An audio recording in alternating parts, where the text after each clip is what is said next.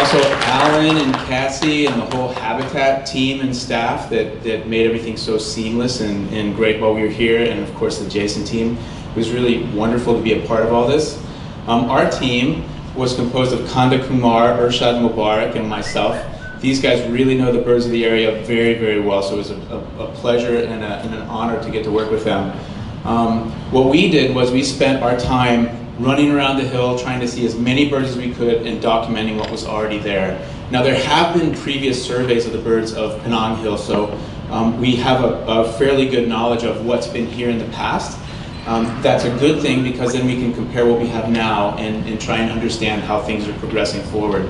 The previous surveys that have been done were mostly done by birders, the Malaysian Nature Society, and many other people who keep good lists. And then folks like Kanda were able to pull all these lists together over the years, and he's got a very good list that includes a total of 116 bird species, and it includes all the areas from the Western Hill all the way to the bottom train station and down to Moon Gate. So it's a little bit larger than we were actually surveying, and so some of those 116 species were found at a little bit lower elevation.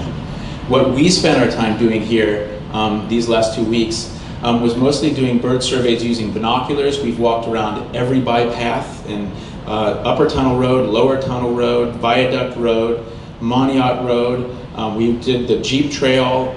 We did Summit Road. So we've been, and of course we spent a lot of time in the Habitat area as well. So we've been over the entire Penang Hill that we could get to. In addition to using just the binoculars, we used cameras. We're not professional photographers, and this will show in the photographs that I show. It's mainly just to document what we find, so that if we do find something new, we'll get good enough photos to document those, and people will believe what we actually saw. In addition, we had 2 recorders, and we were able to record bird song, and I'll be editing those down and making those available if you want to use those for anything. We also did a night survey one night, and because I was staying up on the hill, I was able to document some of the owls as well. And we did some mist netting and some point counts. The mist netting wasn't very productive, so we only did that for a couple of days. And the point counts, we realized that for the season that we're in and for the amount of time and the experience level, those probably weren't as useful either, but it may be something that we'll want to do over the long haul. So all told, during our time on the hill, we documented over 500 individuals that have gone into databases, mainly eBird. Many of these are going to go into iNaturalist as well. And we documented 59 species. We were only shy of 60 because we didn't count the chickens. If we'd have counted the chickens and some of the other things, we might have gotten there. So just to go through some of the photos that we took, some of the really common species that we had. These are 2 of the really beautiful, iconic species that you can see easily from inside the habitat. The greater racket-tailed drongo, it's very vocal, it's often following other birds. The other birds and the monkeys and the squirrels will scare up insects and other things, and then the racket-tailed drongos will go and feed on them. The Asian, and Urshad has lots of other very interesting stories about the greater racket-tailed drongo and their behavior. So that'll be another great thing to study and to talk about with visitors on the hill. The Asian fairy bluebird is such a beautiful bird that I was really excited to be able to see one, and it was one of the first birds I saw and one of the most common and abundant birds on the hill. So really beautiful bird there. This is the Oriental magpie robin, which is another common resident. Find them all year round. They're often territorial, and we often saw them in pairs. We've got great looks at the changeable hawk eagle, but there were several other raptors, including the white-bellied sea eagle, the crested serpent eagle, and Brahminy kite that we were able to document from the hill. And then some of the other common residents, some of the smaller birds like red-eyed bulbul. We also saw several other bulbuls, including olive-winged bulbul, gray-bellied bulbul, yellow-vented bulbul, and then the black-naped oriole. And then getting to some of the smaller birds like the orange-bellied flower pecker here. We also documented crimson-backed flower pecker. And this is the dark-necked tailored bird. We also saw the common tailored bird. These are really common all over the forest, but even in the open areas.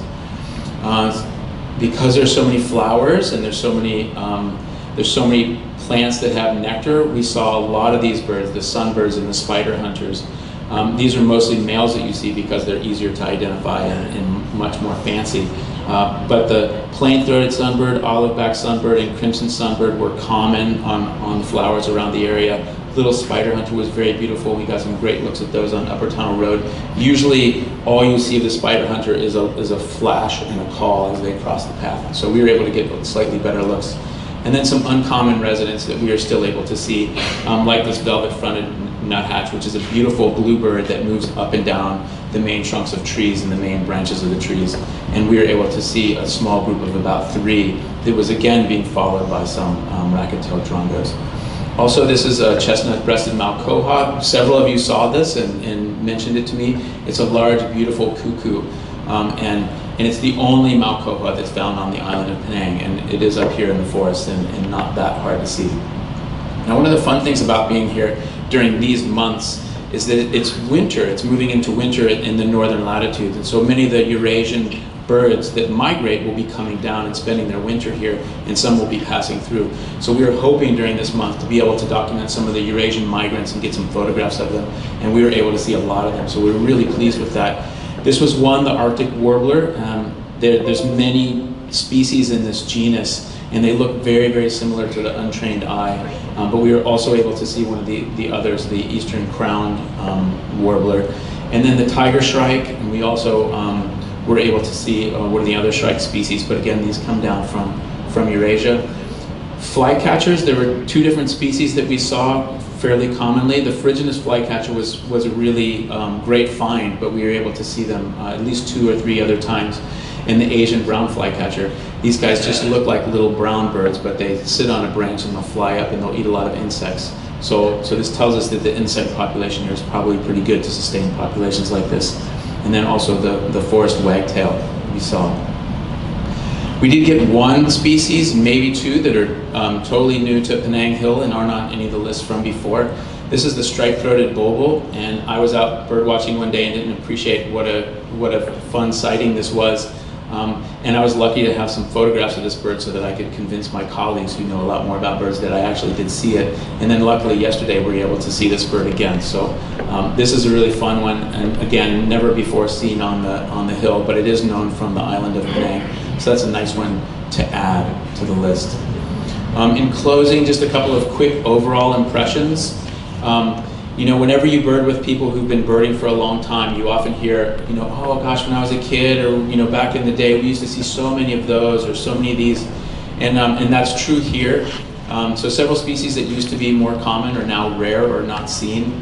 That's not too surprising, and it's not something that we find just on the hill. If you look at birds worldwide, they do seem to be in decline, and a recent report from World Wildlife Fund suggested that as much as 70% of the population, not just the species, but 70% of the populations of birds have declined since the year 1970 worldwide, since they started getting data.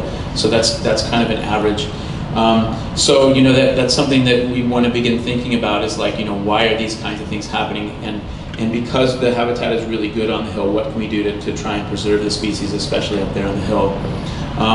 So overall, the densities and abundance of birds appear to be declining, not just here, but all over the world. And it would be really good to get not just you know, lists of the bird species that are found, but also accurate estimates of the population densities in order to monitor changes with time. And a couple of other thoughts that, that my colleagues had. We thought a lot about, you know, what could be the cause of some of these declines that we're seeing in birds worldwide. And we know that that loss of habitat is a big one worldwide, especially for birds that move around. Sometimes it's habitat in other parts of the world that's in decline, and when they come here, there's fewer of them. They're not breeding as well in their other habitats when they come here. And also, even though the hill is relatively intact, much of the surrounding land is disturbed or degraded, and it makes the island of Penang even like a smaller island. And so that's probably an issue as well.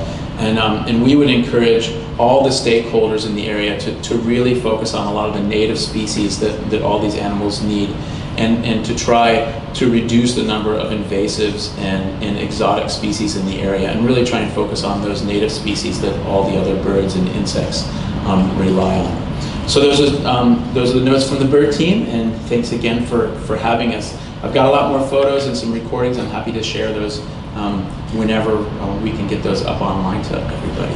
So thanks so much.